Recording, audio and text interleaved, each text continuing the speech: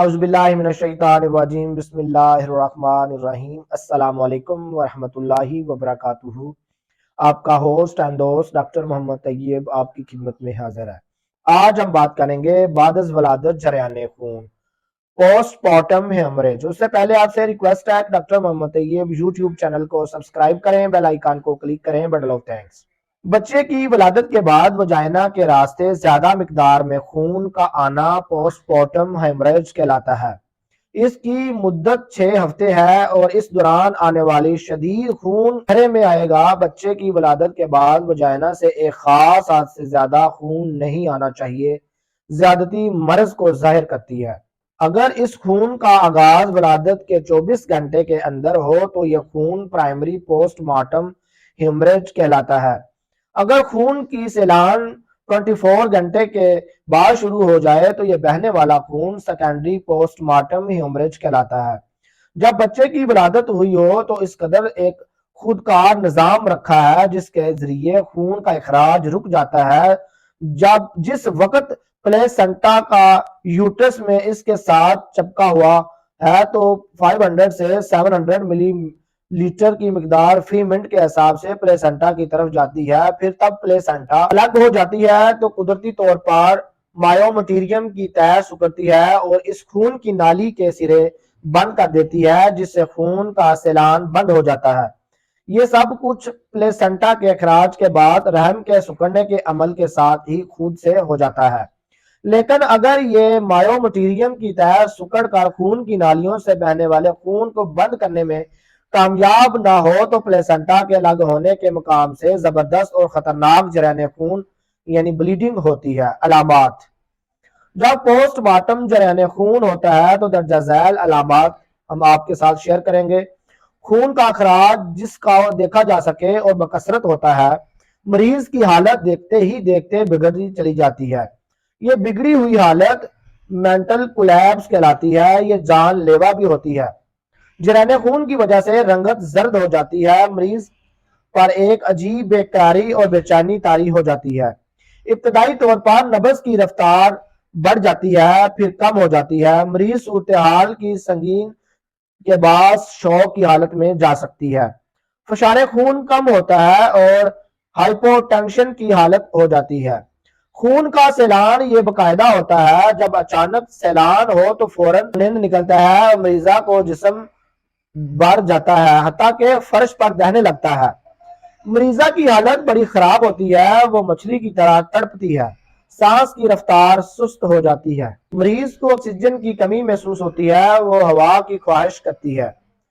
جسم سرد پسینے سے شرابور ہوتا ہے۔ بے ہوشی طاری ہو جاتی ہے۔ ہاتھ پاؤں میں درد اور سوزش ہو جاتی ہے۔ اسباب: اگر تیسرے مرحلے میں پلیسنٹا کا کوئی بڑا اندر رہ جائے تو اس کا اخراج نہ ہو تو ایسی حالت ہو سکتی ہے۔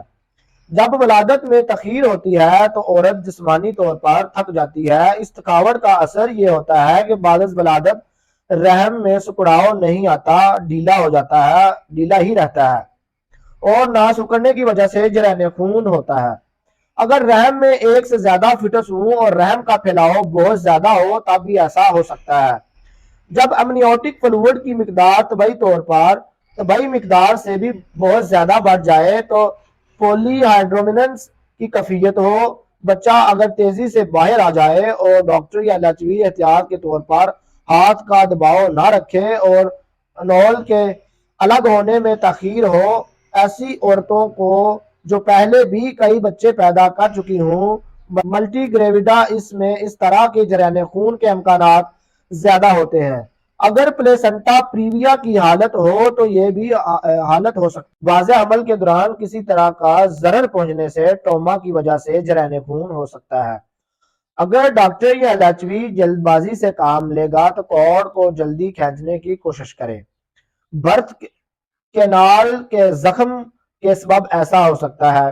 اگر پلیسنٹا نامکمل طور پر الگ ہو، انکمپلیٹ سپریشنز کی وجہ سے ایسا ہو سکتا ہے۔ اگر جھلی اندر رہ جائے یعنی ریٹینڈ ممبرین کے باعث یہ ہو سکتا ہے۔ اگر زچگی کے مراحل میں پلیسنٹا ابورشن کی حالت ہو جائے تو ایسا جریان خون ہو سکتا ہے۔ اگر ولادت کے لیے جنرل انستھیزیا کی ضرورت پیش آئے تو اس کی وجہ سے بھی یہ حالت پیدا ہو سکتی ہے۔ اگر ولادت کے تیسرے مرحلے میں بعد انتظامی مس مینجمنٹ کا مظاہرہ ہو، اگر رحم میں فائبرائڈ یوٹرائن فائبرائڈ ہو تو ایسا ہو سکتا ہے۔ بعض اوقات اچانک پوسٹ مارٹم میرج کی علامات ظاہر ہوتی ہیں لیکن اس کے سبب کا علم نہیں ہوتا، لہذا چند ایک نامعلوم اسباب کی وجہ سے بھی پوسٹ مارٹم جرین خون ہو سکتا ہے۔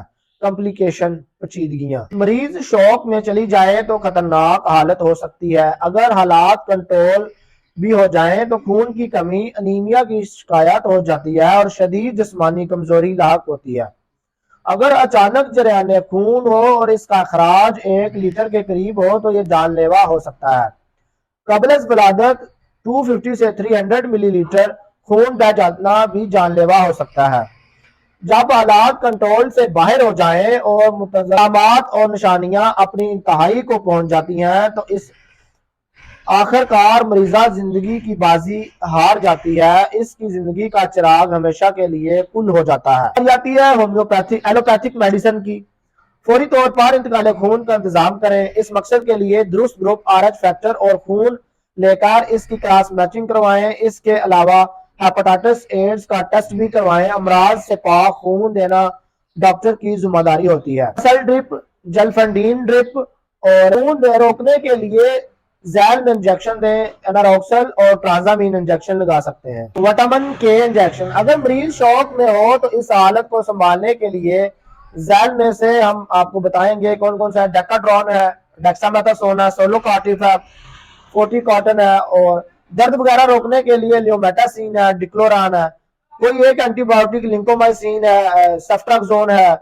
اور ویلوسیف ہے، اموکسل۔ اب باری آتی ہے ہومیوپیتھک کی، کاربوویج 200۔ کاربوویج کی خوبی ہے کہ یہ تنگی تنفس کو دور کر کے سکون فراہم کرتی ہے۔ اس کا مریض سانس کی تنگی محسوس کرتا ہے اور پنکھا چلانے کی خواہش کرتا ہے۔ چہرہ نیلا ہو سکتا ہے، آکسیجن کی ادھوری کھپت کی حالت درست کرتا ہے۔ فولیم 3X مختلف قسم کے اخراج خون میں مفید ہے۔ اس کا خون چمکدار سرخ ہوتا ہے۔ رحم سے جرین خون، اس کا خون چمکدار اور سرخ ہوتا ہے اور وہ بلا علامت استعمال کی جا سکتی ہے، مایوس نہیں کرتی۔ یہ دوا علامت استعمال کی جاتی ہے، مایوس نہیں کرتی۔ ہیماملس خون کو روکنے کے لیے بہترین دوا ہے۔ رحم سے کسی بھی موقع پر خون گرنے میں مفید ہے۔ اخراج خون سے کمزوری آتی ہے اور اس کو فولیم کے ساتھ ملا کر دیں۔ فیرس فاس 6X ہر طرح کے جرین خون کو روکتی ہے۔ خون سرخ اور چمکدار ہوتا ہے، خون جلد جم جاتا ہے۔ بایو کیمک کی بہترین دوا ہے۔ ایڈرینالین 6X جرین خون میں فائدہ مند ہے، یہ خون کی نالیوں کو سکڑاتی ہے، اس وجہ سے خون کو بہنے سے روکتی ہے۔ اس کا استعمال اخراج خون میں بہت فائدہ دیتا ہے۔ رحم سے خون گرتا ہے، جرین خون سے کمزوری ہو تو ذیل کی دوا استعمال کروائیں۔ چائنا 6 سے 30 یہ دوا رطوبات زندگی کے بہہ جانے سے آنے والے کمزوری کو دور کرتی ہے۔ خون کا شمار بھی رطوبات زندگی میں ہوتا ہے، اس لیے خون کے بہہ جانے سے آنے والی کمزوری کو دور کرتی ہے اور طاقت فراہم کرتی ہے۔ یونانی میڈیسن کی باری آتی ہے۔ مجون حمل اکبری بہترین کام کرتی ہے۔ کرس کہربا کا استعمال مفید ہے۔ کرس اکائکا بہترین اثر دکھاتی ہے۔ لکڑی 1 گرام، حلیلہ 5 گرام سفوف بنائیں، مقدار خوراک 1 گرام۔ انگور شیریں کا استعمال کروائیں۔ بہت شکریہ ہمارا یوٹیوب چینل دیکھنے کے لیے۔ ڈاکٹر محمد طیب